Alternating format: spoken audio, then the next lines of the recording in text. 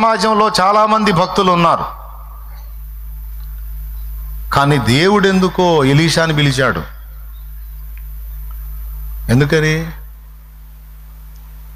ఎందుకంటే ఎలీషా కష్టపడి పని చేసుకోవటమే కాదండి, ఎలీషా దేవునితో వ్యక్తిగత అనుబంధాన్ని కలిగి ఉన్నవాడు.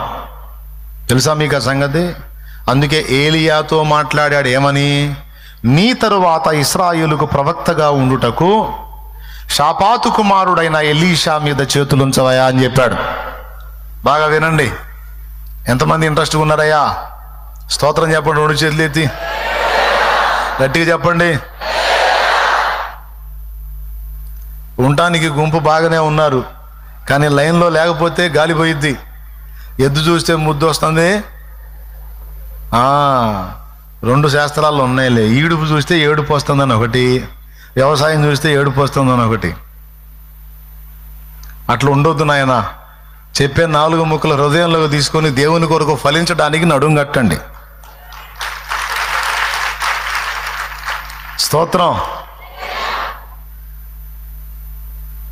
ఎందుకని షాపాతు కుమారుడైన ఎలీషా మీద చేతులు ఉంచమన్నాడు? ఇంకెవరు కనపడలేదా?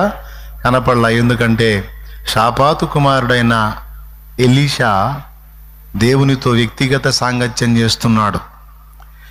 12 అరకలతో దున్నిస్తూ 12వ అరక తాను దున్నుతూ ఒక పక్క కష్టపడి వ్యవసాయం చేస్తూనే మరో పక్క దేవునితో పర్సనల్ కాంటాక్ట్.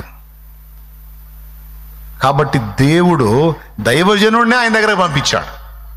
ఎలీషా ఏలియా దగ్గరకు రాలా, ఏలియానే ఎలీషా దగ్గరకు పంపించాడు. అట్లుండాలి మరి.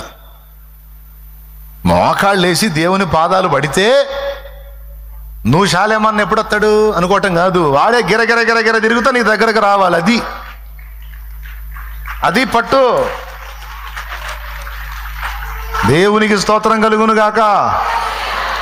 ఎందుకంటే నువ్వు సరిగ్గా దేవుని అలా కనెక్ట్ అయ్యావు అనుకో, దేవుడు కదిలిస్తాడు.